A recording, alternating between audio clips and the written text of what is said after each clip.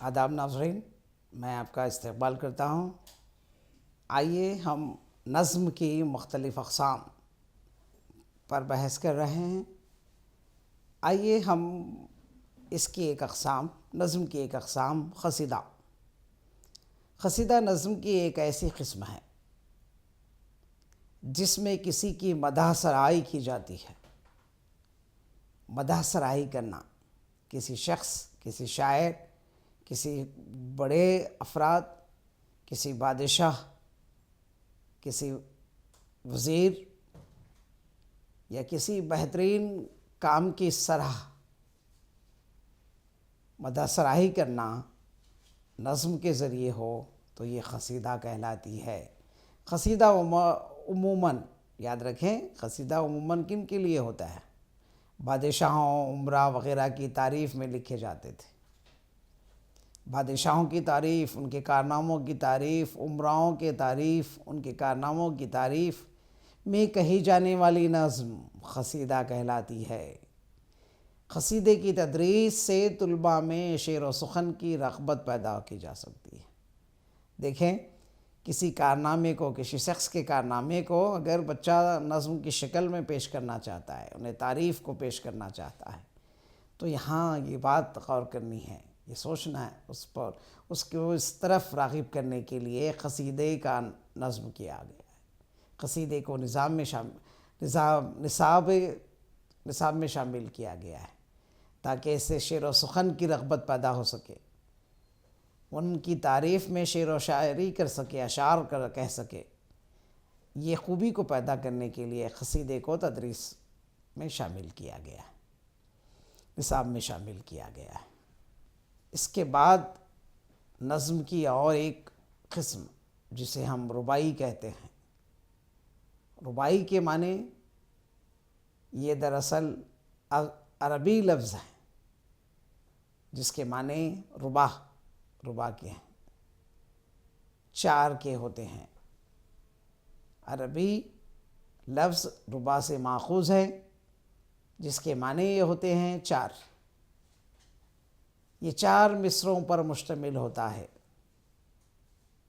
رباعی ایک ایسی نظم ہے جس میں چار مصرعے ہوتے ہیں، جس کا پہلا، دوسرا اور آخری مصرع ہم ردیف و ہم قافیہ ہوتے ہیں۔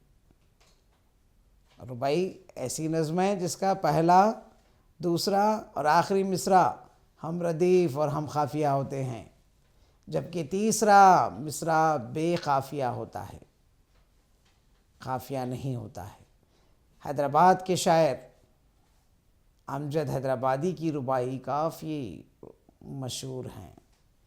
امجد حیدرآبادی کی رباعیاں بہت زیادہ مشہور ہیں۔ تو یہ نظم کی ایک قسم ہے جس میں چار مصرعے ہوتے ہیں۔ اس کے بعد ہم نظم کی ایک اور خوبی، ایک قسم جسے غزل کہتے ہیں، اس پر نظر ڈالتے ہیں۔ آئیے غزل پر نظر ڈالنے سے پہلے، غزل بہت اہمیت کی حامل ہے۔ یہ تمام پہلوؤں پر، تمام ماحول پر کہی جا سکتی ہے، لکھی جا سکتی ہے۔ یہ عام اصناف ہیں اردو کا، اس میں بہت سے اشعار کہے گئے ہیں، بیان کیے گئے ہیں۔ تو غزل پر آج ہم غزل کی تدریس پر بہت زیادہ زور دیں گے، جیسے کہ ہم نے نظم کی تدریس پر دیا ہے۔ اب غزل کی تدریس پر، اس کی اہمیت پر، اس کی خوبیوں پر، اس سے طلباء میں ہونے والی تبدیلیوں پر نظر ڈالیں گے۔ پھر اہم تدریسی مقاصد کیا ہیں اس پر نظر ڈالیں گے۔ اس کے علاوہ غزل کے طور و اطوار کیا ہیں، پھر اس کے بعد لیسن پلان پر، اس کی تدریس پر نظر ڈالیں گے۔ تو آئیے، غزل ایک نظم کی قسم ہے اور ایک غزل نظم کی ایک مخصوص صنف ہے۔ عربی میں اس کے لغوی معنی عورتوں سے گفتگو کرنے یا لڑکی سے گفتگو کرنے کے ہوتے ہیں۔ عورتوں سے گفتگو کرنا کے معنی لیے جاتے ہیں۔ غزل کا پہلا شعر مطلع اور آخری شعر مقطع کہلاتا ہے۔ غزل کے اندر مطلع و مقطع شامل ہوتے ہیں، جس میں شاعر اپنے تخلص کا استعمال کرتا ہے۔ شاعر آخری شعر میں اپنے تخلص کا استعمال کرتا ہے، مقطع میں اپنے شعر کا، اپنے تخلص کا استعمال کرتا ہے۔ تو یہ بہت ہی اہمیت کی حامل ایک صنف ہے اردو کی۔ غزل مخصوص صنف ہے اردو زبان کی، یہ بہت ہی اہمیت کی حامل ہے۔ اب آئیے اس بات پر نظر ڈالیں کہ تدریس غزل کیوں کر رکھی گئی ہے۔ غزل کی تدریس کے اہم نکات کیا ہیں، اس پر نظر ڈالتے ہیں۔ غزل کی لغوی معنی جیسے کہ آپ جانتے ہیں، عورتوں سے گفتگو یا لڑکی سے گفتگو کے آتے ہیں۔ 9ویں صدی عیسوی میں فارسی میں غزل گوئی کی ابتدا ہوئی، فارسی زبان میں غزل گوئی کی ابتدا ہوئی 9ویں صدی۔ سب سے پہلے ہم یہ کہہ سکتے ہیں کہ فارسی زبان میں 9ویں صدی میں غزل کی ابتدا ہوئی۔ 10ویں صدی کے نصف اول میں ردکی نے اس صنف کو فروغ دیا۔ اس 10ویں صدی کے نصف اول حصے میں ردکی نے اس صنف کو فروغ دیا اور غزل کا دیوان مرتب کیا۔ اس نے غزل کا دیوان مرتب کیا۔ اردو میں غزل کی ابتدا حضرت امیر خسرو سے ہوئی۔ دیکھیں، یہ بات نوٹ کر لیں کہ حضرت امیر خسرو سے اردو کے اندر غزل کی ابتدا ہوئی، اور بتدریج اس کے موضوعات میں تبدیلی آتی گئی۔ جیسے کہ میں نے پہلے ہی کہا، غزل اپنے اندر بہت سارے اوصاف، موضوعات، واقعات، نہ صرف عورت سے گفتگو بلکہ تمام واقعات کو اس میں اپنے اندر شامل کر لیا ہے۔ اسی طرح ہم یہ کہہ سکتے ہیں کہ بتدریج موضوعات میں تبدیلی آتی گئی، غزل کے اندر موضوعات میں تبدیلی آتی گئی، مختلف موضوعات کو غزل نے اپنے اندر شامل کر لیا ہے۔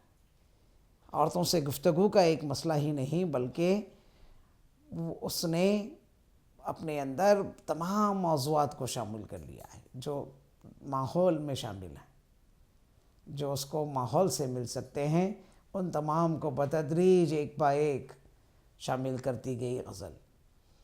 غزل کے اشعار کی تعداد کم سے کم 5 یا زیادہ سے زیادہ 17 یا 50 تک ہوتی ہے۔ اس کی حد ہو سکتی ہے کم سے کم 5 یا زیادہ سے زیادہ 17 یا 25 50 تک ہو سکتی ہے۔ غزل کا ہر شعر اپنی جگہ مکمل ہوتا ہے۔ یہ خوبی ہے غزل کی کہ اس کا ہر شعر اپنی جگہ مکمل معنی دیتا ہے۔ وہ ہر شعر ایک موضوع کو کمپلیٹ کر سکتا ہے۔ ہر شعر اپنی جگہ کسی دوسرے شعر پر منحصر نہ ہو، ایسے میننگ، ایسا مفہوم رکھتا ہے جس میں پورا مضمون ادا کر دیا جاتا ہے، ایک کمپلیٹ مضمون ادا ہو جاتا ہے۔ یہ غزل کی خوبی ہے۔ غزل کا ایک شعر اپنی جگہ اتنی اہمیت کا حامل ہے۔ غزل کا پہلا شعر مطلع اور آخری شعر جس میں شاعر اپنا تخلص استعمال کرتا ہے مقطع کہلاتا ہے۔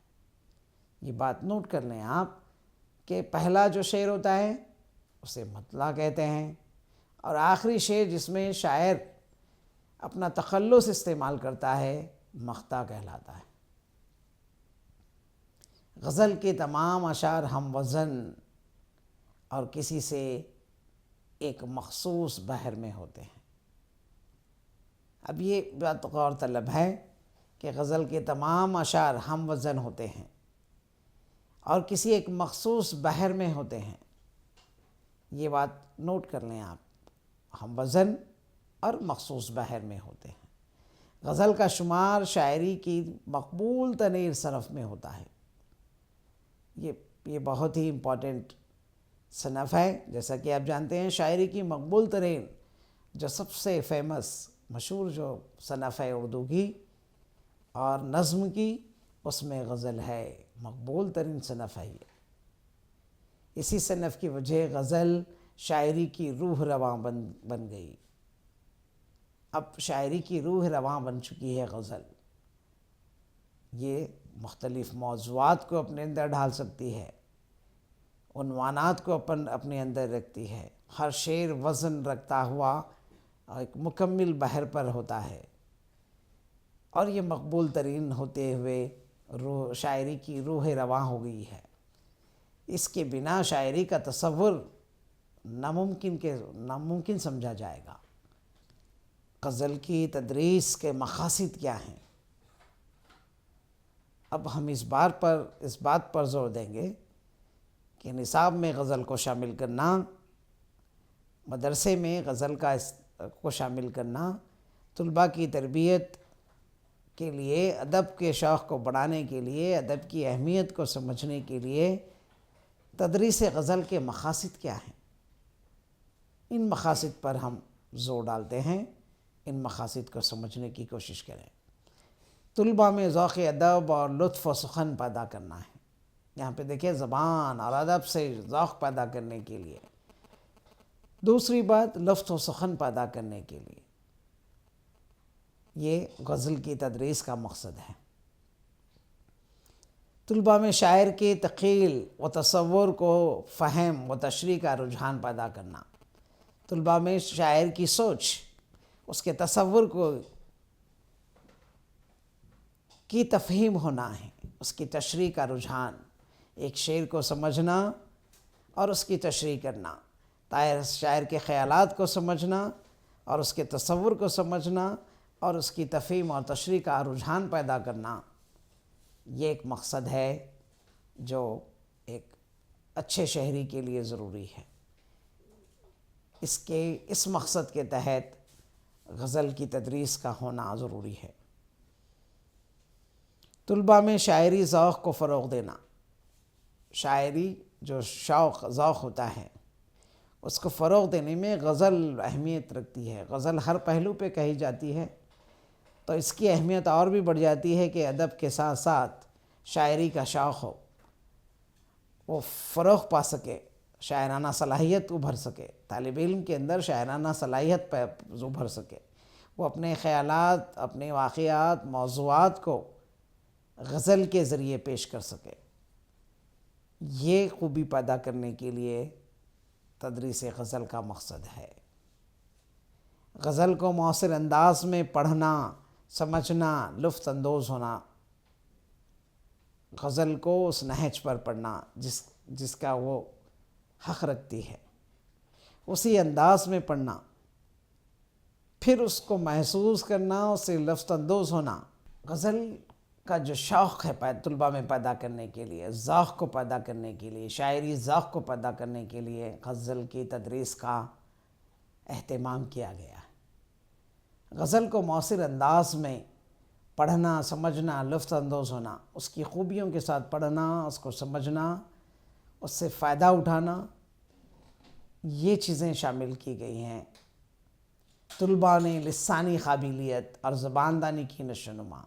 آئیے، جیسے کہ ہم نے کہا غزل تمام موضوعات پر ہو سکتی ہے. غزل اپنے اندر تمام موضوعوں کو ڈھال سکتی ہے. تو لسانی قابلیت کا اضافہ ہونے کے لیے، طلباء میں لسانی قابلیت کو فروغ دینے کے لیے، زباندانی کی نشوونما کے لیے غزل اہمیت کی حامل ہے.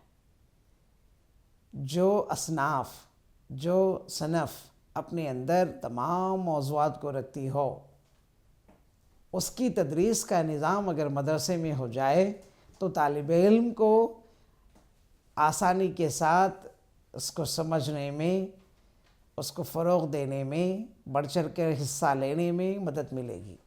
اس کی لسانی قابلیت بڑھے گی، اس کی زباندانی کی نشو و نما ہوگی، اس کی زباندانی بڑھے گی، تمام موضوعات کو اشعار میں ڈھالنے کا جذبہ اسے ملے گا، وہ راہ ملے گی، وہ جذبات کو اس کے ذریعے پیش کر سکے گا۔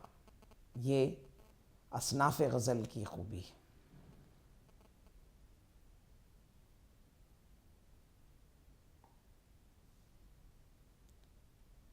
آئیے اس کی تدریس کے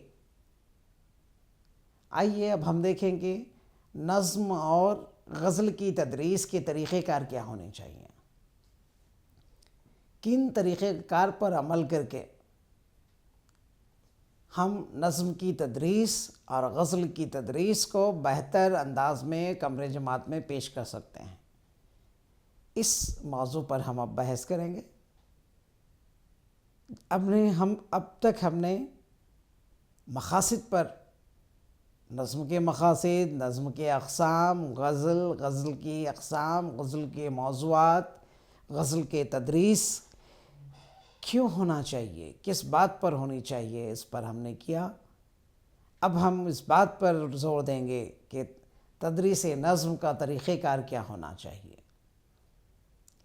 آئیے نظم کی تدریس کے لیے مناسب منصوبہ بندی ضروری ہے۔ معلم کو چاہیے کہ ایک مناسب منصوبہ بندی کریں۔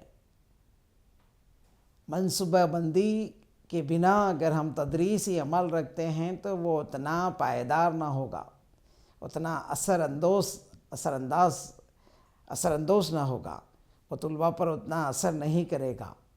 اگر دیر پا اثر ہونا ہو، دیر پا اثر اس پر رہے، اس کے مقاصد حاصل ہوں، تو اس کے لیے منصوبہ بندی ضروری ہے۔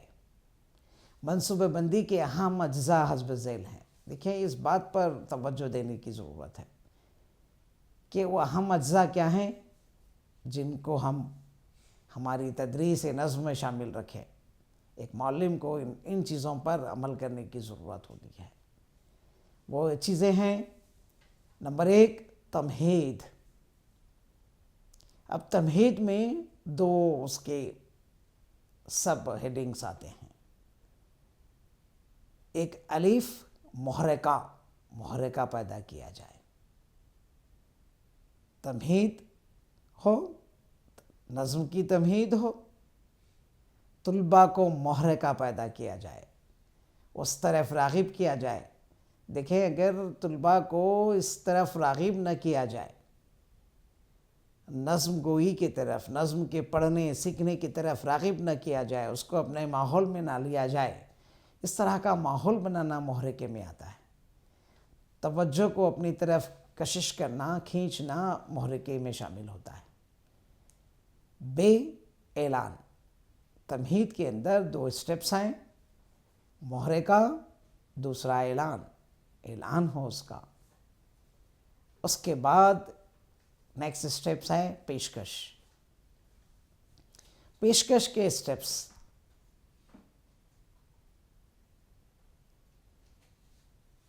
ہیں، ان 6 اسٹیپس پر نظر ڈالتے ہیں اور دیکھتے ہیں کہ یہ ایک با ایک کیا ہوتے ہیں۔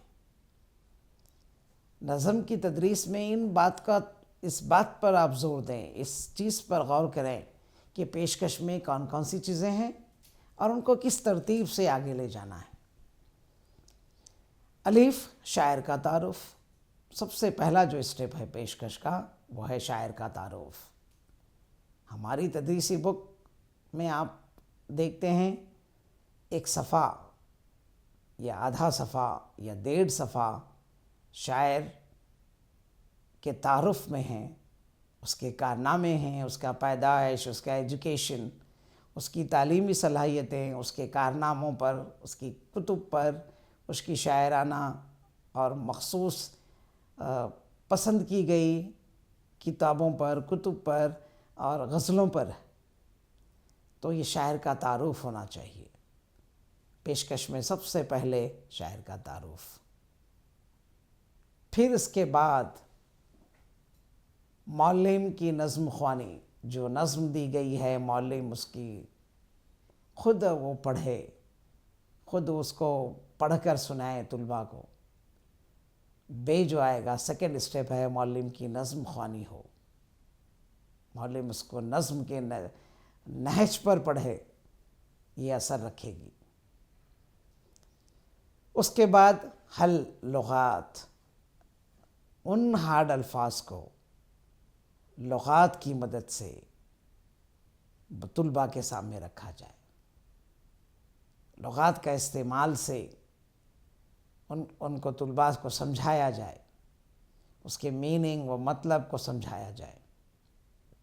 ہم پیشکش کا دوسرا لغت کا استعمال دیکھیں، نظم، معلم کی نظم خوانی کے بعد حل لغت کی مدد سے ان ہارڈ ورڈز کی تفہیم ہو، ان کو طلباء کے لیے سمجھایا جائے،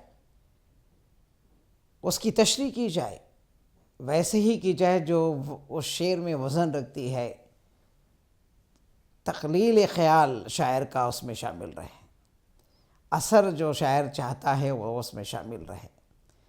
اس طرح لغت کے مدد سے، لغت کے استعمال سے آپ غزل کو پیش کرنا چاہیے، اس کے معنی و مفہوم کو پیش کرنے کی ضرورت ہے۔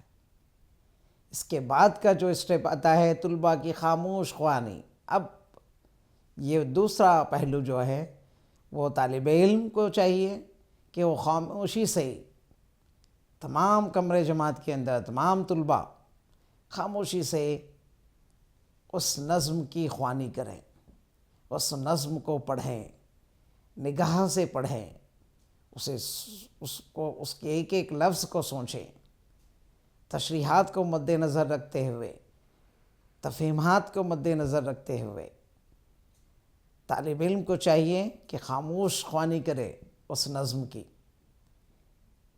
اس کے بعد پھر ایک اسٹیپ آتا ہے معلم کی مکرر نظم خوانی۔ معلم پھر ایک بار، دوبارہ یا دو بار، کئی بار اسی نہج پر، جس نہج کی نظم کی ضرورت ہے اس کو پیش کرنے کی ضرورت ہے، معلم مکرر نظم خوانی کرے۔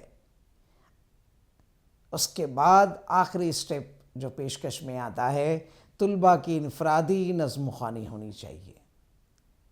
اگر ان 6 مراحل سے گزرتے ہوئے پیشکش مکمل ہو، یہ اثر رکھنے والی ہوگی، یہ تدریس اثر رکھنے والی ہو۔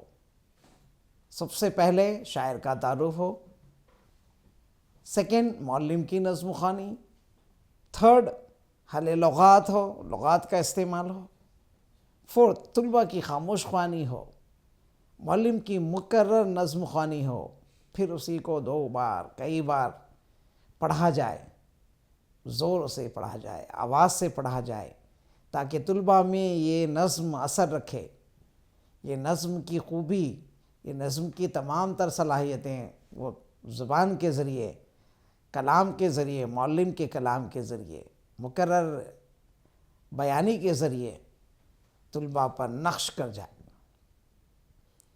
پھر لاسٹ جو اسٹیپ تھا اس کا، طلباء کی انفرادی نظم خوانی ہو۔ انفرادی طور پر طالب علم اس نظم کو پڑھے، آواز سے پڑھے، کمرے جماعت میں سب لوگ اس نظم کو سنیں، اس کی نہج حاصل ہو رہی ہو، وہ خوبی حاصل ہو رہی ہو، اس پر معلم کو چاہیے کہ نظر رکھیں۔ اس کے بعد تھرڈ اسٹیپ آتا ہے اعادہ۔ اعادے میں تمام تر چیزوں کا اعادہ ہو جائے، ایک بار پھر کمرے جماعت کے اندر نظم کی خوبی کے، اس نظم کی ہارڈ ورڈز، لغات کا استعمال کن پر ہوا، کن حالات کس طرح تفہیم کا عمل ہوا، کس طرح معلم نے رک کر، ٹھہر کر جس بات پر زور دینا تھا اس پر، اس تمام کمرے جماعت کا اسی لمحات میں اعادہ ہو جائے۔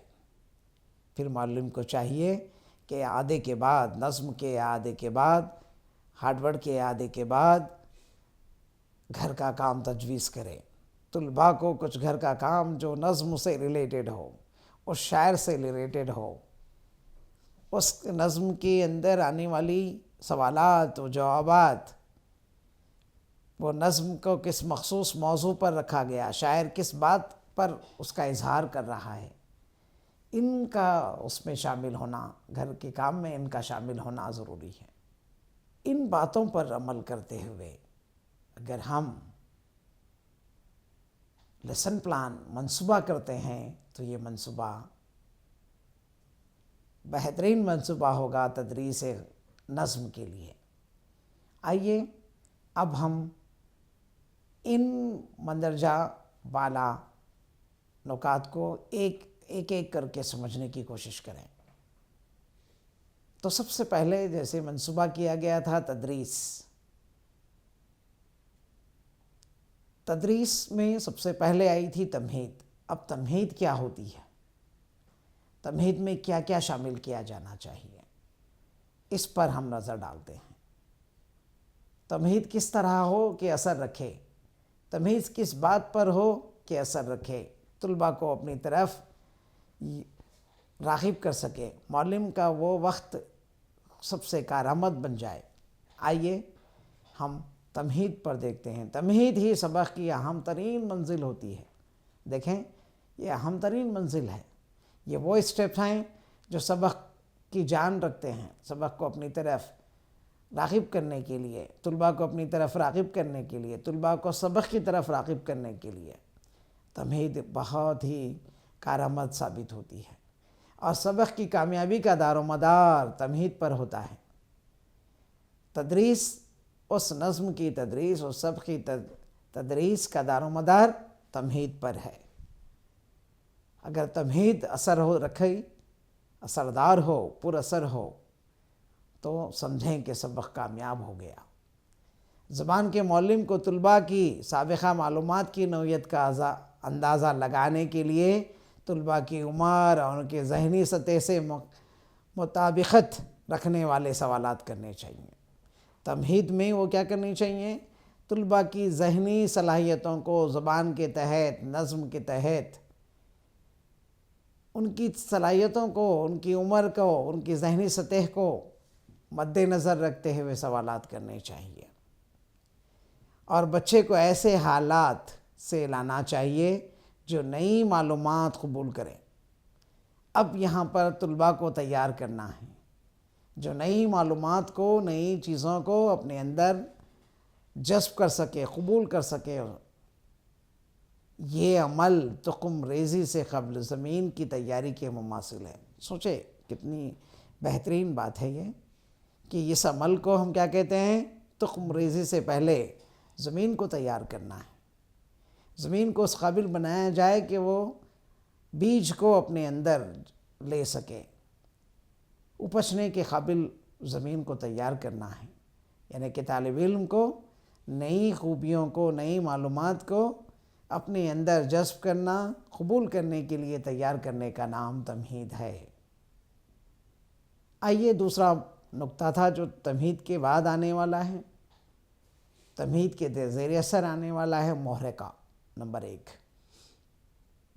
محرکہ کیا ہوتا ہے، محرکہ منصوبے میں کیوں شامل کیا گیا ہے، اس کے اثر کو سمجھنے کے لیے طلباء میں تدریس سے قبل ان میں محرکہ پیدا کیا جائے، ان کو اس طرف راغب کیا جائے، اور ان کے شوق و تجسس کو ابھارا جائے۔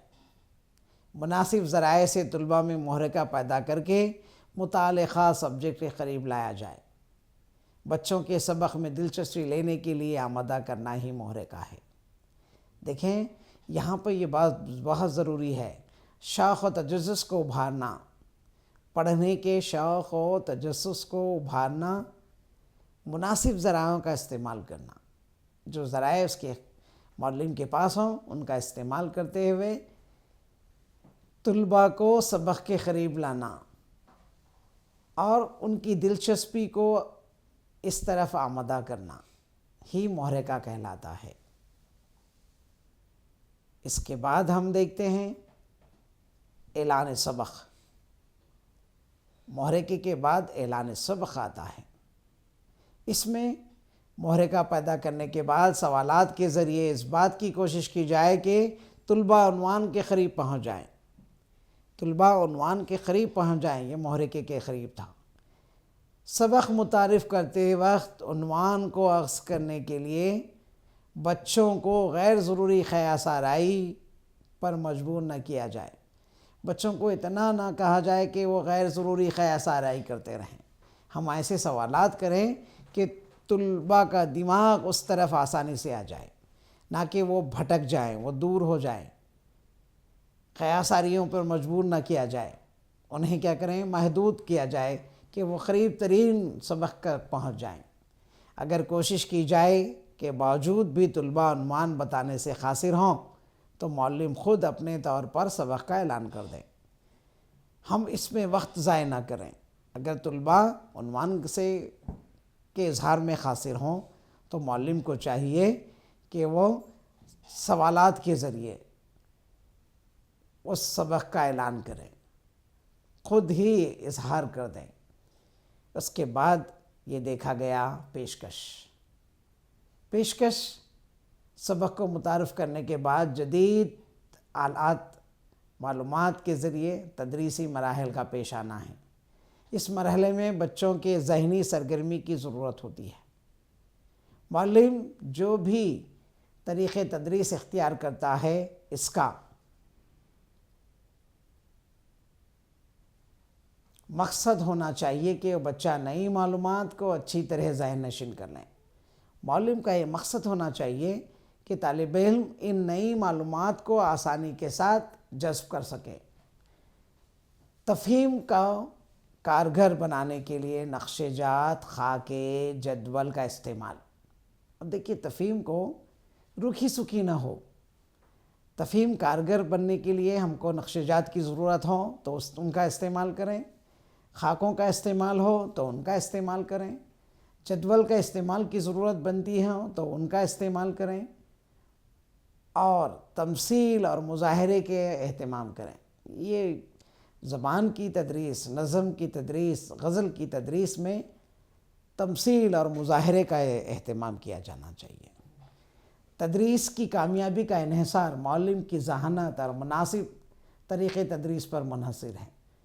یہ بات غور طلب ہے کہ تدریس کامیاب اس وقت ہوگی جب معلم اپنی ذہانت کا استعمال کرے اور مناسب طریقے تدریس پر منحصر ہو۔ اب اس کے بعد ہم الف پر آتے ہیں، شاعر کا تعارف۔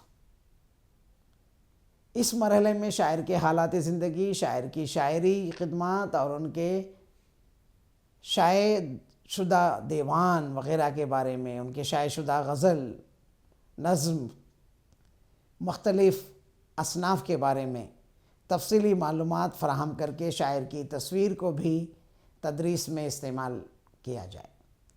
شاعر کا تعارف اس کی تصویر کے ساتھ ہو، ان کی خدمات کے ساتھ ہوں، شائع شدہ دیوان یا دوسری تفصیلات اس میں شامل ہوں۔ اس سے تدریسی عمل میں اس غزل کے لکھنے والے شاعر کے تعلق سے توصیفی عمل ہوگا، طلباء میں صلاحیت پیدا ہوگی، توصیفی صلاحیتوں کو ابھارا جا سکتا ہے۔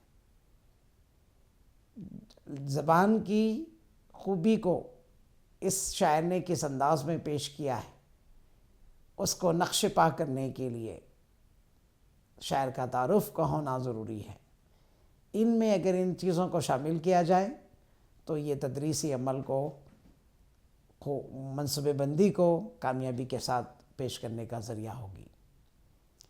معلم کی نظم خوانی جو اسٹیپ ہے، اس کے تحت معلم کو نظم خوانی کے دوران مصروں کی موزونیت، آہنگ اور تاثر کا خیال رکھنا چاہیے۔ موزونیت ہونی چاہیے، ہم آہنگی پیدا کرنی چاہیے اور اس کا تاثیر خیال رکھنا چاہیے۔ آواز، زیر و زبر کے لہجے کی تبدیلی کے ذریعے نظم خوانی کو دل آویز بنا دیا جا سکتا ہے۔ زیر و زبر کا لہجے کی تبدیلی نظم خوانی کو دل آویز بنا دیتی ہے۔ تو معلم کو چاہیے کہ ان باتوں پر نظر رکھے. معلم کو چاہیے کہ وہ نظم کو کس قدر اطمینان اور ٹھہرے ہوئے انداز اور بلند آواز میں پڑھ کر سنائیں تاکہ نظم خوانی کا ایک خوشگوار ماحول پیدا ہو جائے اور طلباء پر ایک مخصوص کیفیت طاری ہو جائے. دیکھیں، معلم کا پڑھنا، معلم کا نظم کو اسی انداز میں پڑھنا جس کی ضرورت ہے، اطمینان کے ساتھ ٹھہر کر بلند آواز میں، جہاں پر ضروری ہو آواز کو کم کرتے ہوئے، جہاں پر زور دینا ہو اس کو مد نظر رکھتے ہوئے نظم خوانی کی شکل میں اگر پڑھی جائے تو طلباء پر ایک کیفیت طاری ہوگی، وہ اس میں ڈوب جائیں گے. یہ ان حالات میں اگر نظم کو خوانی کرتا ہے معلم تو طلباء پر اثر رکھتی ہے، نظم اپنا میننگ، اپنا مطلب کو پورا کمپلیٹ کرے گی، مکمل کرے گی. حل لغات طلباء کو غیر مانوس اور ثقیل الفاظ کے معنی بتلانے کے علاوہ تشبیہات، استعارے، تلمیحات وغیرہ کی وضاحت کی جانی چاہیے. دیکھیں، یہ بات غزل کے اندر، نظم کے اندر اثر رکھتی ہے. اگر ہم طلباء کو غیر مانوس اور ثقیل الفاظ کے معنی بتائیں، لغت کے استعمال کی مدد سے غیر مانوس اور ثقیل الفاظ کو ان کے سامنے رکھیں، اس کے علاوہ تشبیہات، استعارے، تلمیحات کی وضاحت ہونی چاہیے. استعارے کیا ہوتے ہیں، تلمیحات کیا ہیں، تشبیہات کیا ہیں، ان کی وضاحت ہونی چاہیے تاکہ طلباء اس نظم کو اچھے انداز میں سمجھ سکیں، بہت خوبی کے ساتھ اس کی تفہیم ہو سکے. اس کے بعد آئیے حل لغات کے تحت غیر مانوس اور ثقیل الفاظ کے معنی و مفہوم کو بتلانا ہے. تشبیہات، استعارے، تلمیحات کی وضاحت ہونی چاہیے. اگر ہم اسی دوران، تدریس کے دوران اس مرحلے کو شامل کیا گیا تو تب یہ بہت ہی اثر انداز ہوگی، اثر رکھنے والی ہوگی، مفہوم سمجھ میں آ جائے گا. تشبیہات، استعارے، تلمیحات کی وضاحت ہو جاتی ہے تو نظم کا پیشکش میں جو یہ اسٹیپ ہے یہ اس کو بہت ہی کارآمد ثابت کر دے گا. اس کے بعد طلباء کی خاموش خوانی، تمام طلباء کو موقع دیا جائے، طلباء کو خود سے نظم کے مفہوم کو سمجھنے کے لیے خاموش خوانی کا موقع دیا عطا کرنا چاہیے. چونکہ خاموش خوانی کی وجہ سے طلباء میں مطلب فہمی، عبارت فہمی اور خود خوانی کی صلاحیت فروغ پاتی ہے، خود سے پڑھنے کی صلاحیت پیدا ہوتی ہے، مطلب سمجھ میں آسانی سے آتا ہے، عبارت کو سمجھنے میں سہولت ملتی ہے. خاموش خوانی کے ذریعے طلباء نظم کے حسن بیان کے بارے میں غور کر کے لطف اندوز بھی ہوتے ہیں، اور غور سے جب غور کرتے ہیں تو ان کو ایک جذبہ پیدا ہوتا ہے، خوشی کا اظہار ہوتا ہے، غم میں گھر میں ڈھلنے کا موقع ملتا ہے. تو یہ جو اسٹیپ ہے یہ طلباء کو فراہم کرنا چاہیے. تمام کمرے جماعت کے تمام طلباء خود سے خاموشی کے ساتھ اس نظم کو پڑھیں، تب ان کے اندر یہ چیزیں پیدا ہوگی، مطلب فہمی آئے گی، عبارت فہمی ہوگی، خود پڑھنے کی صلاحیت میں اضافہ ہوگا. ان باتوں پر غور کرنے کی ضرورت ہے. تفہیم اشعار، نظم کے مرکزی خیال کی وضاحت کے لیے معلم کے لیے ضروری ہے کہ وہ نظم کے اجمالی خاکہ پیش کرے اور نظم کی مجموعی فضا سے طلباء کو روشناس کرائے. اشعار کی تشریح کرے، تشریح کرتے وقت اشعار کی تفہیم نظم کے مرکزی خیال سے طلباء کو واقف کروائے اور نظم کی میں جو موجودہ تشبیہات، تلمیحات اور وضاحتیں کی ضرورت ہو ان کی تشنگی کو دور کرتے ہوئے معلم آگے بڑھے. اجمالی خاکہ پیش کرنے کی ضرورت ہے. مجموعی فضا سے واقف کروانے کی ضرورت ہے۔ نظم کا مجموعی فضا کیا ہے، نظم کی اجمالی خاکہ کیا ہے، اس کو پیش کرنے، اس کو پریزنٹ کرنے کی ضرورت ہے۔ اس کے ساتھ ساتھ اشعار کی تشریح بھی ہونی چاہیے، ان کی تفہیم بھی ہونی چاہیے، مرکزی خیال کو مد نظر رکھتے ہوئے تمام تشبیہات، تلمیحات وغیرہ کو پیش کرنا چاہیے تاکہ طلباء میں کسی بھی قسم کی تشنیگی باقی نہ رہے، ورنہ نظم کا مقصد ختم ہو جائے گا۔ اگر طلباء تشنگی لے کر دوسری جماعت یا کلاس یا اس سے آگے بڑھ جاتے ہیں تو یہ نظم کی تدریس میں رکاوٹ ہوگی، معنی و مطلب کو سمجھنے میں رکاوٹ ہوگی۔ اس کے لیے ضروری ہے کہ اس بات کا خیال رکھا جائے کہ تشنگی باقی نہ رہے۔ اس کے بعد والا اسٹیپ میں معلم کی مقرر نظم خوانی، جب وہ پورا انتظام ہو جائے پھر مقرر خوانی کرے۔ معلم کو چاہیے کہ وہ مقرر نظم خوانی کرے، کئی بار اسے دہرائے، بہتر ہے کہ 2-3 بار دہرا لیں۔ اس میں بچے کو سمجھنے میں ایک بار اس نے خاموش خوانی کی، ایک بار معلم نے ان کو سمجھایا وہ نظم کی خوانی کی، اب جب کہ اس کی پوری تفصیلات کے ساتھ، تفہیمات کے ساتھ وہ آگے بڑھا ہے، تو معلم اگر جب دوبارہ پڑھتا ہے تو طالب علم کے ذہن میں وہ شعر کے ساتھ وہ تشریحات، تلمیحات، تشبیہات سب کے سب سمجھنے آنے لگتے ہیں۔ تو یہاں مقرر نظم خوانی کی ضرورت ہے۔ یہ معلم کو چاہیے کہ 2 بار 3 بار حسب ضرورت وہ جو مناسب سمجھتا ہے وہ اتنی بار اس کی کریں۔ طلباء کی انفرادی نظم خوانی کا بھی اہتمام ہونا چاہیے۔ اس مرحلے میں طلباء سے انفرادی طور پر نظم پڑھوائی جائے۔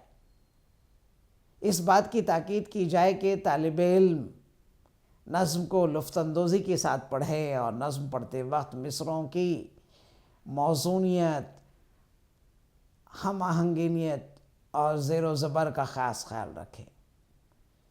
ایک شعر سے دوسرے شعر کو آہنگ کرنا، اس کو جوڑنا، اس کے موضوع اور اس کی مقصد کو مد نظر رکھتے ہوئے، لطف اندوز ہوتے ہوئے پڑھنے کی طرف زور دے۔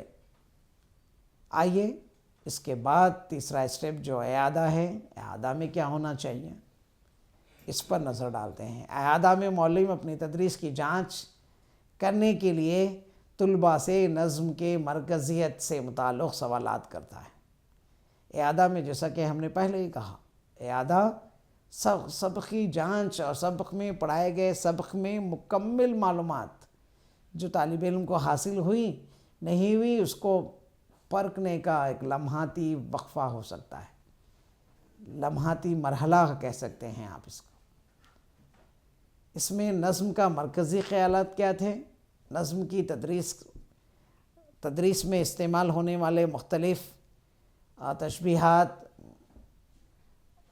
کا اظہار کس طرح ہوا ہے، شاعر نے کس بات کو اس میں مد نظر رکھا ہے، شاعر کس خیال کی اس سے ترجمانی کرتا ہے، وہ ہارڈ ورڈز، مشکل الفاظ کیا تھے اس پر نظر رکھنا، اس کا اعادہ کرنا۔ سوالات پوری نظم کا احاطہ کرنے والے ہوں، ایسے سوال کریں کہ پوری نظم کا احاطہ ہو اس میں، اور آخر میں نظم کا خلاصہ تحریر کیا جائے۔ اگر اس کے بعد اعادے کے طور پر نظم کا اگر خلاصہ دے دیا جائے تو یہ خوبی ہو جائے گی، یہ تدریس کے عمل کو مکمل کرنے والی خوبی کہلائے گی۔ اس کے بعد والا جو اسٹیپ ہے گھر کا کام، منصوبے سبق تدریس نظم کے تحت گھر کا کام ہونا چاہیے۔ گھر کے کام میں طلباء کو مختلف تفویضات دیے جا سکتے ہیں۔ اب انہیں وہاں پہ گھر کے کام میں مختلف قسم کے تفویضات، جیسے کہ آپ مثال کے طور پہ لے سکتے ہیں، جس کی غزل آپ نے پڑھی ہے اس شاعر کے بارے میں مزید معلومات لکھ کر لائیں، اس شاعر کے حالات کو درج کریں، یا اس کی کوئی مشہور نظم، غزل، رباعی مثنوی جو بہت فیمس ہیں، جو اخبارات میں آتی ہوں، یا اس نے کسی ماحول پر موضوع پر غزل کہی ہو، اس کو آپ ڈھونڈ کر لائیں، کتابوں سے لائیں، لائبریری سے لائیں، اخبارات سے ڈھونڈیں، یا مشاعروں کے ذریعے کس مشاعرے میں کب کہی گئی ہو وہاں، یا نیٹ کے ذریعے اس طرح کے تفویضات دیے جا سکتے ہیں۔ گھر کے کام کو طلباء کے لیے سہل بنانا ہوگا، اس کی رہنمائی کرنی ہوگی، آپ اس کی اچھی سے رہنمائی کر کے اسے بھیجیں تاکہ وہ کام کرنے میں وہ دلچسپی بھی لے اور اس کو مکمل بھی کر دیں بغیر کسی زیادہ پیسے خرچ کیے گئے۔ ایسا نہ ہو کہ طالب علم پیسے خرچ کرنے والے کام لے کر جائیں جو ماں باپ اور طلباء کے لیے بھی برڈن ہوں۔ ایسے کام تفویض کیے جائیں جو طلباء کے دست رست میں ہوں، آسانی سے اس کو دستیاب ہوں، ان کو کر کے وہ خوشی محسوس کریں، کچھ سیکھیں۔ اس بات کو گھر کے کام میں شامل کیا جانا چاہیے۔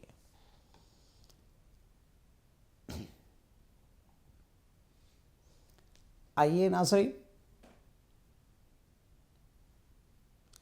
ناظرین، اب ہم یہ دیکھتے ہیں کہ منصوبے تدریس کے تحت کیسے تھا۔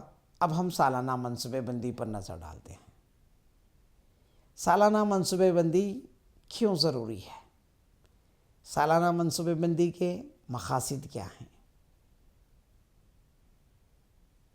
آئیے سب سے پہلے لاسٹر بی سینڈس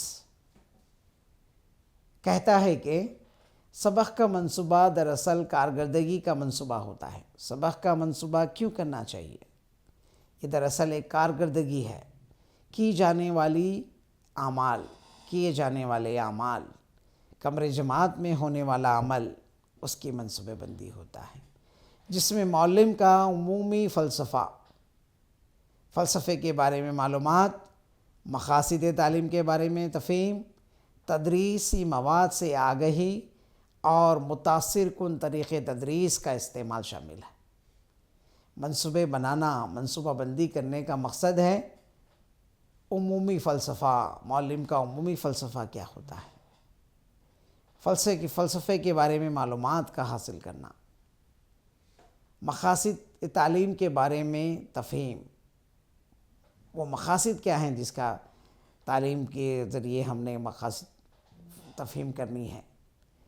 تدریسی مواد سے آگہی، وہ مواد کون سے ہیں جن کی آگہی ضروری ہے، اور متاثر کن طریقے تدریس کا استعمال شامل ہے۔ وہ کون سا طریقہ استعمال کیا جائے کمرے جماعت میں تاکہ تدریس متاثر کن ہو جائے، فائدہ مند ہو جائے، طلباء کو اپنی طرف راغب کرنے والی ہو جائے۔ R.L. اسٹیونسن کے مطابق ہر معلم سے میں یہی کہوں گا کہ وہ ہمیشہ اپنے اسباق کی پیشگی منصوبہ بندی کریں، مگر اس کے غلام نہ بنیں۔ دیکھیں ایک ماہر تعلیم کیا کہتا ہے کہ ہم کو اسباق کی منصوبہ بندی کرنی چاہیے۔ اسباق کی منصوبہ بندی اس لیے کرنی چاہیے کہ ہماری تفہیم، ہماری تعلیم دینے کا مقصد مکمل ہو، وہ کارگرد ہو، فائدہ مند ہو، اور وہ کون سے طریقے تدریس کا استعمال کروں تاکہ تفہیم مکمل ہو جائے، فائدہ مند ہو جائے، طالب علم کو آسانی سے سمجھ میں آ جائے۔ لیکن ہم اس کے غلام نہ بن جائیں۔ معلم ایک ہمہ طرح کی ایک بہترین منصوبہ خود بنے، نہ کہ منصوبے کا غلام ہو جائے۔ وہ حالات اور لمحوں کو دیکھتے ہوئے منصوبہ بنائیں، وہ لمحات کو دیکھتے ہوئے، ضرورتوں کو دیکھتے ہوئے منصوبوں کی تبدیلی کرے، بہتر سے بہتر منصوبے کا استعمال کرتے ہوئے تدریسی عمل کو ظاہر کرے، نہ کہ ایک ہی منصوبے کا غلام ہو جائے، ایک ہی طریقے پر تدریس کرے۔ وہ طلباء کی صلاحیتوں کو، ان کی عمر کو، ان کی ضرورتوں کو، تدریس کے مقصد کو مد نظر رکھتے ہوئے منصوبہ بندی کریں، اس میں رد و بدل کرتے ہوئے حالات کے حساب سے آگے بڑھیں۔ ہم اس بات سے بخوبی واقف ہیں کہ تیاری کے بغیر تدریس کا عمل کمرے جماعت میں بے جان رسا رہتا ہے۔ اگر معلم بغیر تیاری کے کمرے جماعت میں جائے تو تدریس کا عمل بے جان ہو جائے گا۔ اس لیے تدریسی عمل سے واقف ہونا ضروری ہے۔ اگر آپ بخوبی واقف ہیں تو آپ کی تعلیم، آپ کی تدریس، آپ کا دیا جانے والا درس اونچائیوں تک پہنچ جائے گا، مقصد حاصل کرنے والا ہو جائے گا۔ اس لیے کہا جاتا ہے کہ جس طرح سپاہی جنگ میں جانے سے پہلے ہتھیاروں سے لیس ہوتا ہے، اسی طرح معلم کمرے جماعت میں داخل ہونے سے پہلے سبق کی تدریسی مواد اور تدریسی نکات اور تدریسی آلات وغیرہ سے کے ساتھ داخل ہونا ضروری ہے۔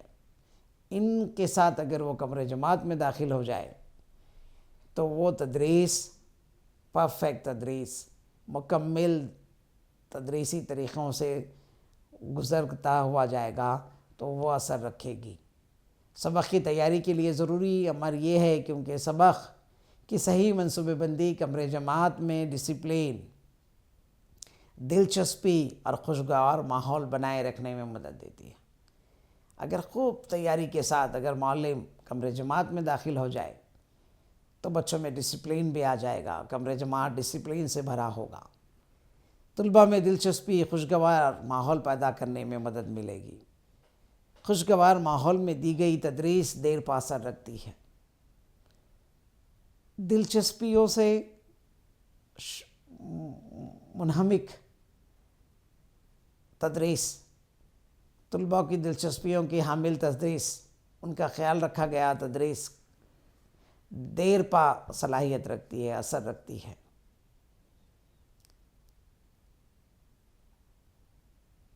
سبق کی منصوبہ بندی کے مختلف فوائد پر نظر ڈالتے ہیں۔ ایڈوانٹیج آف لیسن پلاننگ، کیوں ہم کو یہ کرنا چاہیے؟ آئیے سبق کی منصوبہ بندی کے فوائد حسب ذیل ہیں۔ اس بات پر معلم کو نظر رکھنے کی ضرورت ہے۔ معلم کو چاہیے کہ وہ لیسن پلان کیوں کرے، کس بات پر وہ وقت دیں۔ تو نمبر 1، سبق کی منصوبہ بندی مضمون کے مواد کو باقاعدہ اور منظم طریقے سے پیش کرنے میں معلم کی رہنمائی کرتی ہے۔ اگر منظم طریقے سے پیش کرنا چاہتے ہیں، بمقصد پیش کرنا چاہتے ہیں تو معلم کو چاہیے کہ وہ منصوبہ بندی کرے۔ اگر وہ منصوبہ بندی سے لیس ہو تو اس کی تدریس دیر پا اثر رکھے گی۔ معلم پر یہ واضح ہوتا ہے کہ سبق کی تدریس کے دوران زبان کی تعلیم کے کون کون سے مقاصد حاصل ہو سکتے ہیں، زبان کے وہ کون سے مقاصد حاصل کرنے ہیں، اس کو پہلے سے ہی جانچ ہونی چاہیے۔ اس تدریس کے دوران مجھے زبان کی ان صلاحیتوں کو اجاگر کرنا ہے، ان مقاصد کو حاصل کرنا ہے۔ مقاصد کی حصولیابی کے لیے کون سا طریقے اور سرگرمیوں کا استعمال کرنا ہے، اس سے واقف ہونا ضروری ہے۔ مقاصد کیا ہیں اور ان کو کن طریقے سے حاصل کیا جائے، یہ منصوبہ بندی سے آنے والی ضروری چیزیں ہیں۔ تدریس کے عمل کو مؤثر اور متحرک بنانے کے لیے کن اشیاء کا استعمال اور انہیں کس وقت استعمال کرنا چاہیے یہ معلوم ہونا چاہیے۔ تو معلم کو یہ بات کا اندازہ ہونا چاہیے کہ میں کن کن حالات میں ان آلات کا استعمال کروں گا اور ان کی مدد سے مجھے کن مقاصد کو حاصل کرنا ہے۔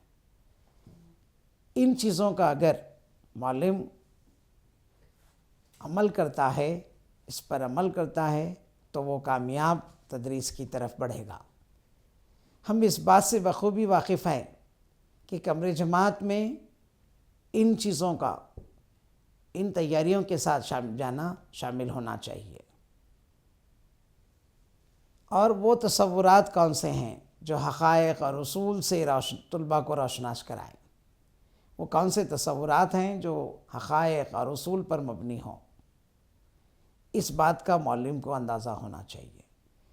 معلم خود اعتمادی قائم رکھتے ہوئے کامیاب درس کی تدریس کرے، معلم خود اعتمادی پر قائم رہے، اور کامیاب درس کے لیے جو ضروری ہے۔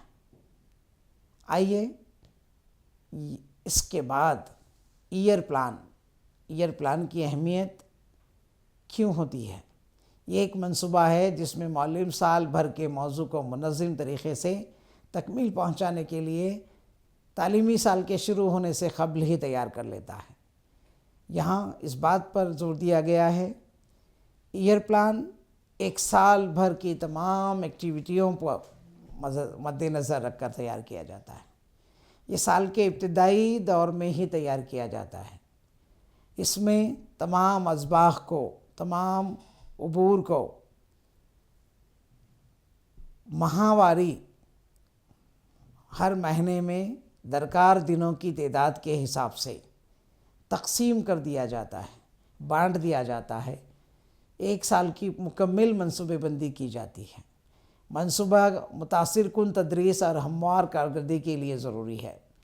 اگر ہموار کارکردگی ہو، متاثر کن ہو، اس کے لیے سالانہ منصوبہ بڑی اہمیت کا حامل ہے۔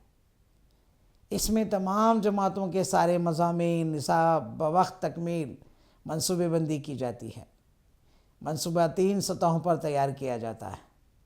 سالانہ منصوبہ نصاب کو تعلیمی سال میں پورا کرنے کے لیے منصوبہ کیا جاتا ہے۔ یونٹ پلان، یہ منصوبہ یونٹ کی تدریس کے لیے تیار کیا جاتا ہے۔ ایک سال بھر کے لیے تیار کیا جانے والا سالانہ منصوبہ کہلاتا ہے۔ دوسرا یونٹ پلان، ایک یونٹ، ایک سبق یا ایک مرحلے کے لیے تیار کیا جانے والا منصوبے کو ایک یونٹ کے تحت لیا جاتا ہے، اسے یونٹ پلان کہا جاتا ہے۔ تیسرا منصوبہ سبق کی تدریس کے لیے درکار ہوتا ہے، سبق کی تدریس کے لیے تیار کیا گیا ہوتا ہے۔ اس منصوبے کے تحت اس سبق کو اس 45 منٹ، 50 منٹ یا 60 منٹ کے اندر کن کن خوبیوں کے ساتھ، کس اطوار کے ساتھ مکمل کیا جائے، اس پر نظر رکھی جاتی ہے۔ سالانہ منصوبہ تیار کرنے سے قبل سال بھر کے پیریڈ کی کل تعداد معلوم کی جاتی ہے۔ اس کے بعد نصاب کو مختلف یونٹوں میں تقسیم کر کے ہر یونٹ کے لیے درکار پیریڈوں کو تعین کیا جاتا ہے۔ پیریڈ کی تعداد کا انحصار تدریسی مقاصد پر شامل ہوتا ہے۔ سالانہ منصوبے کی تیاری میں حسب ذیل باتوں کا خیال رکھا جانا چاہیے۔ نمبر 1، مدرسے کے کام کرنے کے دنوں کی تعداد، ایک سال میں کتنے دن مدرسہ کام کرتا ہے۔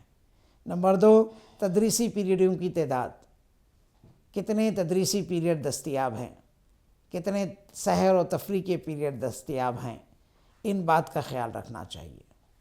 نمبر 3، رخصتوں کی تعداد، کتنی رخصتیں لی جا سکتی ہیں۔ نمبر 4، ٹائم ٹیبل میں متعینہ پیریڈوں کی تعداد، آپ کو دیے گئے ٹائم ٹیبل میں کتنے پیریڈ اردو یا کسی زبان کے لیے دیے گئے، ان کی مقدار کو مد نظر رکھنے کی ضرورت ہے۔ ہر مضمون کے یونٹ کی تعداد اور ہر یونٹ کی تدریس کے لیے پیریڈوں کی ضرورت، ان تمام چیزوں کو سالانہ منصوبے میں شامل کیا جاتا ہے۔ سالانہ منصوبے کی اہمیت کے تحت معلم کو ان باتوں کا خیال رکھنا چاہیے۔ سالانہ منصوبہ معلم کو سال بھر کے کام کا منصفانہ تقسیم میں مدد دیتا ہے، سال بھر کے کام کی تقسیم کو منصفانہ بناتا ہے، قابل حل بناتا ہے۔ اس کے لیے یہ ضروری ہے۔ معلم کو سال بھر کے لیے یکساں رفتار سے جاری رکھنے کی مدد دیتا ہے، سال بھر کی تمام ایکٹیویٹی کو یکساں جاری رکھنے میں مدد دیتا ہے۔ سالانہ منصوبے کی وجہ سے جماعتی تدریس کی تیاری میں آسانی ہوتی ہے۔ سالانہ منصوبے کے ذریعے تدریس کو مؤثر بنایا جا سکتا ہے۔ سالانہ منصوبے کے ذریعے معلم اس بات سے واقف ہوتا ہے کہ ہر ماہ کتنا مضمون اور کتنا کام انجام دیا جانا چاہیے۔ سالانہ منصوبے کی وجہ سے معلم تدریسی و اکتسابی سرگرمیوں کو منظم اور کامیاب طریقے سے انجام دے سکتا ہے۔ یہ معلم کے لیے غیر ضروری کام کے بوجھ کو اور دباؤ کو کم کرنے میں مدد دیتا ہے۔ یہ بہت ہی خوبی ہے کہ سال بھر کے کچھ ایام ہم نے خالی چھوڑ دیں اور سال بھر کے کچھ ایام میں بہت زیادہ دباؤ میں کام کریں، یہ تدریس مؤثر نہیں ہوگی۔ اس کے لیے ضروری کام کے بوجھ کو کم کرنا اور دباؤ کو کم کرتے ہوئے تدریس کے عمل کو بہتر بنانے کے لیے سالانہ منصوبہ ضروری ہے۔ سالانہ منصوبے کے مراحل پر نظر ڈالتے ہیں۔ سالانہ منصوبے کے تیاری کے مراحل کو ذہن نشین رکھنا چاہیے، وہ مندرجہ ذیل ہیں۔ آئیے مواد مضمون کو چھوٹے تدریسی اکائیوں میں تقسیم کرنا، چھوٹے چھوٹے تدریسی اکائیوں میں تقسیم کرنا شامل ہے۔ سبق کی تدریس مقاصد کو متعین کر لینا۔ سبق کی تدریس مقاصد کیا ہیں، ان کا تعین کرنا۔ یونٹ کی تدریس کے لیے اوقات کا تعین کرتے ہوئے اور انہیں گھنٹوں کی شکل میں نوٹ کر لینا۔ کتنے تدریسی اوقات چاہیے، انہیں گھنٹوں میں تبدیل کر دینا چاہیے۔ تدریسی و اکتسابی مقاصد کے حصول کے لیے متعینہ اوقات کی حساب رکھنا۔ کتنے تدریسی و اکتسابی مقاصد ہیں، ان کو متعین کرنا، پھر ان کا حساب، ان کے اوقات کو مد نظر رکھنا ضروری ہوتا ہے۔ ہمہ نصابی سرگرمیوں جیسے لینگویج لیب، سیاحتی دورے، پروجیکٹ ورک اور سالانہ منصوبے شامل ہیں۔ ان تمام کو مد نظر رکھ کر سالانہ منصوبے کی تیاری کرنی چاہیے۔ ناظرین، نظم اور غزل کی مختلف تدریسی طریقوں پر ہم نے نظر ڈالے۔ کس طرح نظم کی تدریس ہو، کس طرح غزل کی تدریس ہو، کس طرح اصناف نظم و غزل تدریس کے تحت آنے چاہیے، ان کے مقاصد کیا ہیں، مدرسے اور کمرے جماعت میں طلباء کو نظم اور غزل کی تدریس کیوں کر دینی چاہیے، ان مقاصد پر ہم نے نظر ڈالے۔ ان پر مختلف سوالات آپ کے امتحانات کے مد نظر آ سکتے ہیں، اس پر آپ غور و فکر کریں، ان کو نوٹ کر لیں، اس کی تیاری کریں۔ خدا حافظ۔